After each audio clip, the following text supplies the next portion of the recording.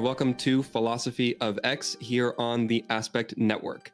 I am your host, Alex Batts, and I'll be your guide as we take a journey to examine the world of X-Men through philosophy.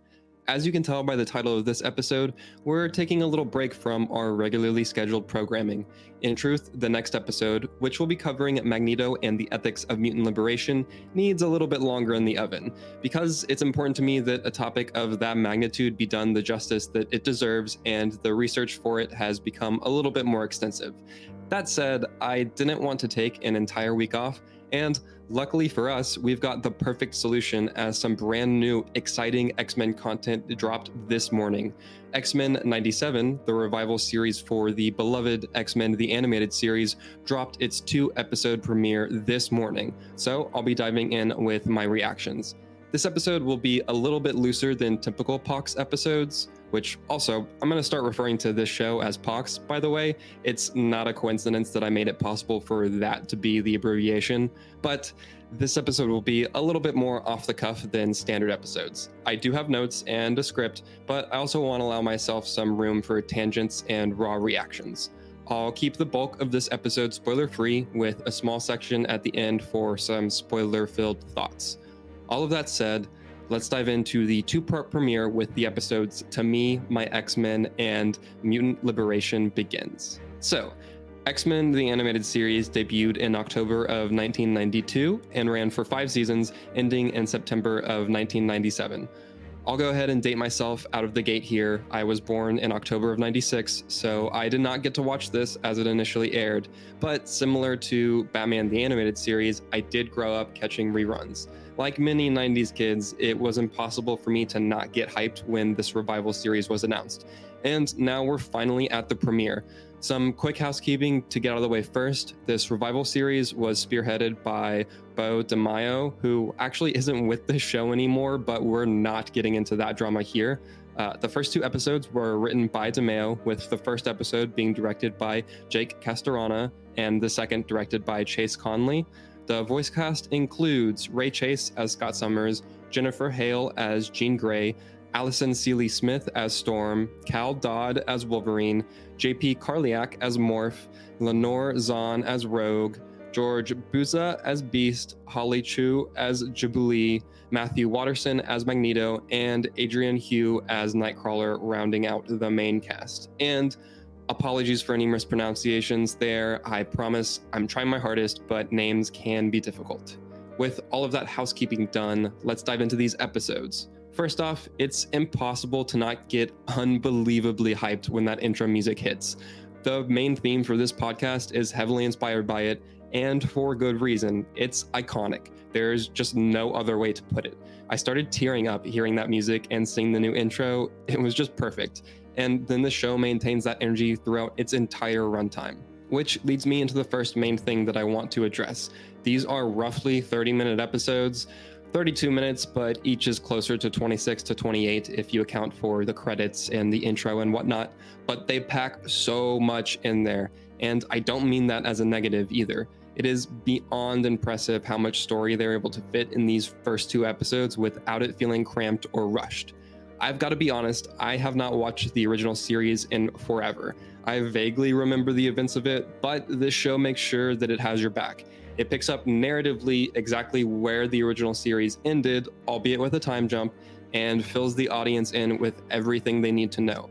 And it moves. It keeps a stellar pace throughout the first episode and maintains that through the second. It establishes the team, their dynamics with each other, and where everyone is at in their own personal journey. It's some really great stuff. This leads me to my second main point. It nails these characters. It does something really, really smart in that it takes place in 97, but it makes use of all of the character work that has been done in the comics since the original show finished airing. Magneto, in particular, benefits greatly from this, but really everyone gets a chance to shine. These feel like wonderful distillations of who these characters are. Everyone gets some moments in the spotlight, and the show treats them with the respect that they deserve. It does all of this while also being a genuinely exciting cartoon. And before I get too deep into more story stuff, because there's another major point that I want to make in that regard that isn't spoiler-filled, I've got to talk about the animation for a second. This show is gorgeous. It's a looker, and the action is crazy cool. I lost track of the amount of times that my jaw dropped. When the action escalates and that main theme hits, there's just nothing else like it. Fantastic character designs, awesome action, and making use of the idea of mutant circuits, again, a concept that's been elevated in recent years, is incredible to see. The blend of 2D and 3D animation is honestly seamless. I know that a lot of people before release were iffy on how some of it looked. I was partly in that camp, but rest assured that in motion, this final product is amazing. And again, the action is just so cool. I really can't emphasize enough how fun and exciting the show is, and just how cool it is to see the X-Men doing their thing in battle and the music behind them. It's awesome. It's so good. So back to the story stuff, and specifically the 90s. The show is taking a lot from past X-Men stories and injecting it here. I won't cover all the plot beats, but I can think of at least 5 to 6 major X-Men events that they lay the groundwork for here. It's borderline too much, but it somehow works. I'm really curious about how far out they've mapped the possible series and whether they have internal green lights for a second and possible third season, because they're working with a lot. That said, it does an excellent job of executing story and character beats in the now. There is admittedly a weird balance of politics going on here too. I'm going to bring up Krakoa because it's too ingrained in how I now view the X-Men not to. Krakoa redefined what the X-Men can be, and so it is a bit odd to see something set so far behind that political progress they made there, but in the context of this show, it makes perfect sense. Krakoa doesn't work without all the stories from the 90s and 2000s, and this show is now barreling through those stories. That said, it is injecting some solid political commentary that's more fitting of the progress that Mutant has made in the now. It's an interesting tightrope to walk, and I'm curious to see how it plays out as the show progresses. Again, it's one of the things that benefits from taking character and universe growth in the decades since the original show aired and retrofitting it to where the story takes place timeline-wise. If you're familiar with X-Men lore, there are so many Leo pointing at the TV moments in recognition, and it's an awesome experience. If you aren't familiar with X-Men lore, you are in for a wild ride. I think that basically sums up my non-spoilery thoughts for the show. Killer pacing that runs through a lot of iconic stuff while paying it justice, nails the characters, amazing action, set pieces, stellar animation, and of course that theme. So we're going to take a quick break, but when we come back, I'll dive into some very quick spoiler-filled thoughts. Hi, my name is Negan. And I'm Bree. Enjoying this show on the Aspect Network? Then check out Viltrumikes, an Invincible podcast. Each week, we go back and discuss your favorite episodes of the series and review new episodes as they release right on Amazon Prime. Join us as we travel space, time, and the multiverse with Mark Grayson and discuss one of the most exciting superhero series on TV on Viltrumikes, here on the Aspect Network. And now, back to the show.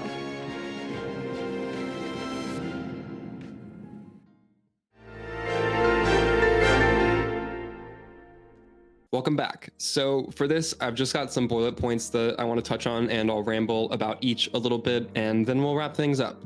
So the first one is baby Nathan. So Jean starts the series pregnant, and I was thinking about this, and I was like, oh, well, obviously it makes the most sense for this to be Nathan.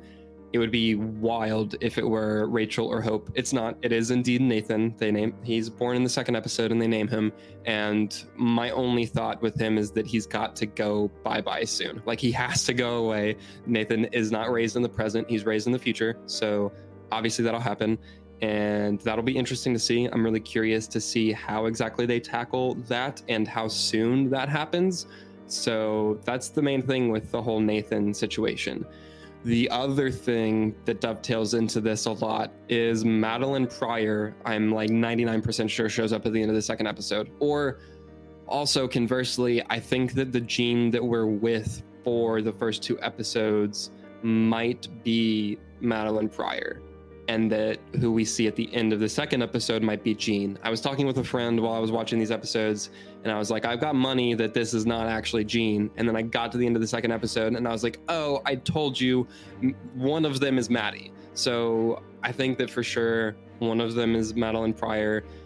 I think especially that coupled with the kind of weird vision that Jean has in the first episode when she's using Cerebro, and all the stuff that goes on there definitely dovetails well with the Madeline Pryor storyline and all of that. So I'm really curious to see how they tackle those things and those major plot points, because it's a really big deal in X-Men history, and especially for the Summers family, and how Jean and Scott and of course Madeline all evolve as characters and their places in the X-Men lore. So I'm just excited that they really are bringing in Madeline Pryor so early. It looks that way, at least. My friend thinks thinks that it might be Mystique. I really doubt that it's Mystique. I don't think that they'll do that. It's possible, I guess, but I give it like a less than 5% chance that that's Mystique at the end there. I think that's definitely Maddie, because they bring up the Phoenix and the blue side of the moon and stuff like that in the first episode, or maybe the second. One of the two episodes they bring that stuff up, and I definitely think that it's not a coincidence there that they're reminding the audience of the Phoenix stuff. And for those in the know about the X-Men lore and how Phoenix and Madeline Pryor and Jean are all involved, it's pretty integral stuff there. So Madeline Pryor is wild to see already, but very hype. The next bullet point that I've got here is Storm being depowered. So I can't remember why or how I'd seen talk about Storm being sidelined for a good chunk of this season before the season had aired. I think it was because of the episode titles, because what the episode titles as the season goes on are, and how those line up with events in X-Men history. And so we saw it coming, or at least those who are familiar with the stories were able to kind of predict that Storm would go through losing her powers, and that is what happens in the second episode. And while that is a bummer, because in the first episode it was amazing to see her as the Omega level mutant that she is, it makes sense to have to take that off the board narratively. It's actually funny, I was listening to a podcast earlier with Kieran Gillen, who's a writer, and he was talking about the fact that you can't really have, like in modern comics now, you can't really have the Omega level mutants fight each other, because it's kind of nothing. And not that it's nothing, but you can't really do anything with it, because the whole point of them being Omega level is that there's no upper limit to their powers, and so there's not a lot of interesting stuff narratively to do there. So it makes sense that they're taking Storm off the board in that way. And it also makes sense because Storm's depowered era in the comics is one of the biggest character growth things for her. And they also do establish the Morlocks and Callisto in the first episode, who Callisto is very integral to Storm's character growth while she's depowered. So nice setting up of things there, and was again on one of those point of the TV, I know what they're doing here moments. So that's cool. Bummer to see Storm without powers for most of the season, presumably, but also does make sense from a growth perspective. So there's that. The other thing, obviously, we're getting Magneto as the headmaster of the school, which is awesome. That's another huge character growth moment in his history, is him taking that role because Xavier left it for him. And there's a lot of super, super interesting stuff to be done there with Magneto really turning from this villain and this adversary for the X-Men into what he really is now in the comics, in that he is an ally for them. He's not a villain that they're constantly fighting. And so it makes sense for them to want to tackle this story and to go through this story and through that route. And even in the first two episodes, really the second one, because he just comes in at the end of the first one, there's already so much interesting stuff going on there in the team's reaction to him and the world's reaction to him and their reaction to his turn of character and him being a positive force for mutantum and things like that. And so I'm so excited to see this play out. Also, his outfit is awesome. It's one of the best looks for the character. And so that makes a lot of sense and is of course exciting to see. Quick couple things. I mentioned the visions that Jean had in the first episode. Plants of Sinister. This also goes into the Madeline Pryor of it all, but definitely some nods to Mr. Sinister and stuff. So he's going to be showing up. I think we also have in the official cast list that someone is going to be voicing him. So we know that he'll be around, which again dovetails into all the Madeline Pryor of it all. and things like that. So Sinister is going to be interesting to see later down the line. Executioner's song is something they're riffing off of in the second episode that we see that's cool. And then the other main thing is it melds in with Magneto, but also Xavier's possible return, and also one of the most out there concepts in the X-Men, which is Cassandra Nova. So her relation comes in to Magneto and Xavier in the fact that we know Genosha is a thing here that they're going to be emphasizing as we go through the season. And the way that Genosha ends with Cassandra Nova's involvement, and then also presumably the return of Charles Xavier, is some really fascinating stuff. And so I think they're setting up Genosha to then eventually take Genosha off the map, literally, with what Cassandra Nova is going to do. So that's all a bunch of interesting stuff. Those are, a lot of this is pretty, I'm leaving it kind of vague, I guess. If you're listening to this, obviously, I assume that you've watched the 2 episodes.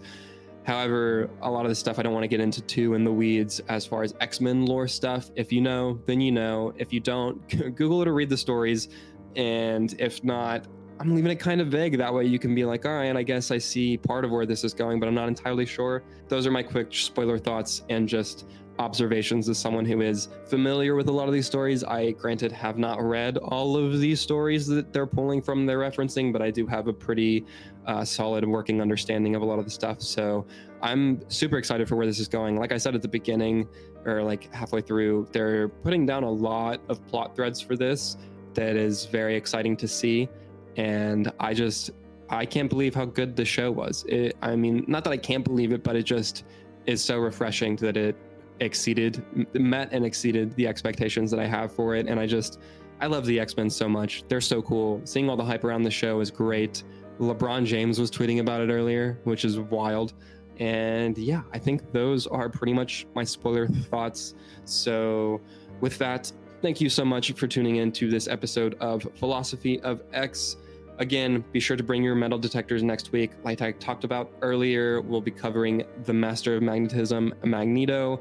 But until then, you can find me online at APBatman with 2 T's. And then, of course, please be sure to subscribe here to The Aspect on YouTube and any platform where podcasts can be found. Please give us a like, drop a comment, turn on that notification bell so you never miss an episode. And also share this with your friends if you enjoyed this episode. Get it out there into the world. Let everyone know. What did you think of the X-Men 97 2-part premiere? If you watched, if you didn't, it's kind of weird that you got through this entire podcast and haven't watched. Go watch it. It's awesome. But yeah, you can also follow us on Twitter/X, Instagram, and TikTok at The Aspect Co. Once again, thank you so much for listening, and I'll see you next week.